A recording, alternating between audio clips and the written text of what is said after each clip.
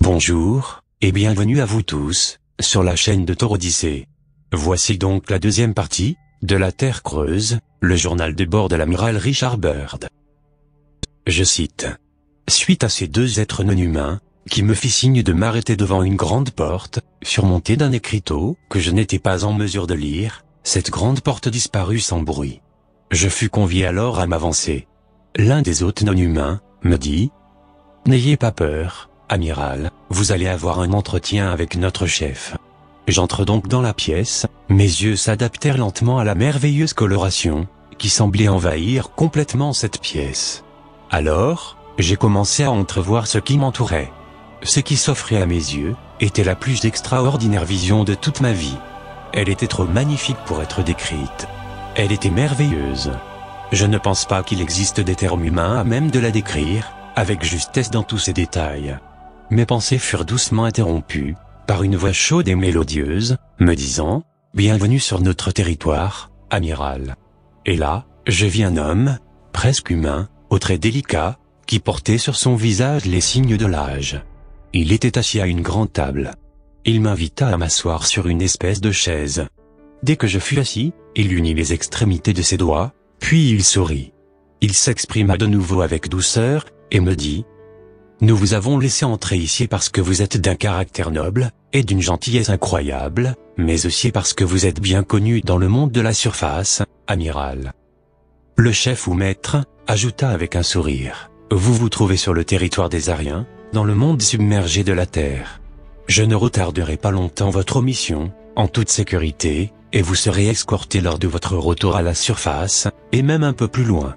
À présent, amiral, je vous ferai connaître la raison de votre convocation ici.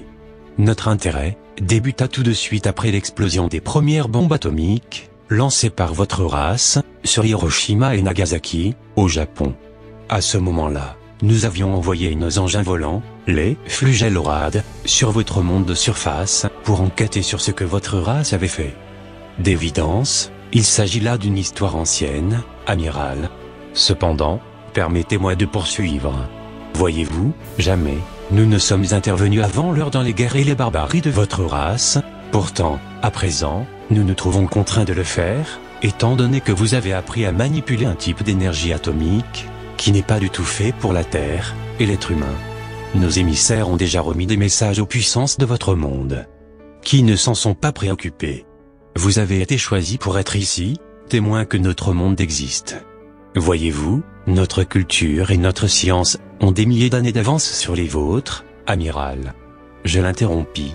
Mais qu'est-ce que tout cela a à voir avec moi? Les yeux du maître semblèrent pénétrer profondément mon esprit. Après m'avoir un peu étudié, il répondit, « Votre race a atteint le point de non-retour, parce que certains, parmi vous, détruiraient votre monde tout entier plutôt que de renoncer au pouvoir tel qu'ils le connaissent. » Le maître poursuivit. « Depuis 1945, nous avons tenté d'entrer en contact avec votre race. Nos efforts ont toujours été accueillis avec hostilité, et on a tiré sur nos vaisseaux. Oui, ils furent même poursuivis avec agressivité et animosité par vos avions de combat. Aussi, vous dirais-je, qu'une grande tempête se profile à l'horizon sur votre monde, une force noire, obscure, qui ne s'épuisera pas des années durant. Vos armes ne serviront aucunement à votre défense, votre science ne vous garantira aucune sécurité. Cette tempête sévira très longtemps, toute création humaine sera dispersée dans le chaos. Pour votre race, la récente guerre n'a été que le prélude à ce qui doit encore survenir. Ici, nous pouvons nous en rendre compte plus clairement à chaque heure qui passe. Pensez-vous que je me trompe? Non, répondis-je, cela est déjà survenu par le passé. Oui, amiral, répondit le maître, ces années obscures viendront, elles dureront 55 ans. Et votre race sera perdue. Toutefois, je crois que certains survivront à la tempête, je ne sais rien d'autre. Nous voyons, dans un futur lointain, des ruines de votre race, émerger d'un monde nouveau, à la recherche de ces trésors légendaires perdus. C'est pourquoi, lorsque le moment viendra, nous nous avancerons à nouveau, pour aider votre culture et votre race, à vivre à nouveau. Alors, peut-être aurez-vous appris la futilité de la guerre, et de sa destruction. Dès lors, Une partie de votre culture et de votre science vous sera restituée, afin que votre race puisse recommencer son évolution. Vous, amiral, vous devez retourner dans le monde de la surface, porteur de ce message. » Ces dernières paroles semblaient devoir conclure notre entretien. J'ai eu l'impression de vivre un rêve. Pourtant, et je le savais, il s'agissait bien de la réalité. Pour quelque étrange raison, je m'inclinai légèrement. Je ne sais si ce fut par respect ou par humilité.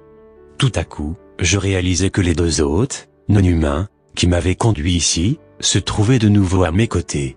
« Par ici, amiral », m'indiqua l'un d'eux. Avant de sortir, je me suis retourné encore une fois, en regardant le maître. Un doux sourire se dessinait sur son délicat visage de vieillard. « Adieu, amiral », me dit-il, esquissant un geste très doux de sa main frêle, en un geste de paix. Ainsi, prit fin notre rencontre. Nous sommes sortis doucement par la grande porte de la pièce, où se tenait le maître, puis nous sommes entrés de nouveau, dans l'ascenseur. La porte s'abaissa silencieusement. Aussitôt, l'ascenseur s'y éleva. L'un de mes hôtes reprit la parole, et me dit « Maintenant, nous devons nous dépêcher, amiral. En effet, le maître ne veut pas retarder davantage votre programme. Vous devez retourner parmi votre race avec son message. » Je ne répondis pas. Tout cela était inconcevable. L'arrêt de l'ascenseur interrompit mes pensées. J'entrai dans la salle où se tenait toujours mon mécanicien radio. L'anxiété marquait son visage. Je m'avançai vers lui en disant « Tout va bien, ne t'inquiète pas, tout va bien. » Les deux êtres, non humains, nous fit un signe montrant notre appareil en attente. Nous sommes sortis pour regagner rapidement notre avion. Les moteurs tournaient au ralenti. Nous embarquâmes immédiatement. Un certain état d'urgence planait dans l'atmosphère. Dès que la porte se fut refermée, une force invisible transporta l'avion vers le haut, jusqu'à une altitude de 2700 mètres. Deux de leurs appareils nous escortaient à bonne distance.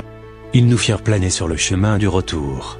Je dois souligner que le compteur de vitesse n'indiquait rien, bien que nous nous déplacions à grande vitesse. Nous avons reçu un message radio, nous disant « À présent, nous allons vous quitter, amiral. Vos contrôles sont libres maintenant. » Nous voyons du regard les vaisseaux, jusqu'à ce qu'ils disparaissent dans un ciel bleu glacier. L'avion sembla capturé par un courant ascensionnel. Immédiatement, nous avons repris le contrôle, et nous avons gardé le silence durant un certain temps. Chacun de nous deux était immergé dans ses propres pensées. De nouveau, nous avons survolé des étendues de glace et de neige, à environ 27 minutes de notre base, et nous avons envoyé un message radio. Le camp de notre base exprima un grand soulagement lorsque le contact fut de nouveau rétabli. Nous atterrissons doucement sur notre base. J'avais un message, une mission à accomplir. Une fois de retour sur le continent américain, le 14 mars 1947, j'ai eu un entretien avec l'état-major du Pentagone. J'ai entièrement rapporté ma découverte, ainsi que le message du maître. Tout a été soigneusement enregistré. Le président a été mis au courant. Des heures durant, 6h39 très exactement, je fus soumis à un débriefing, un interrogatoire.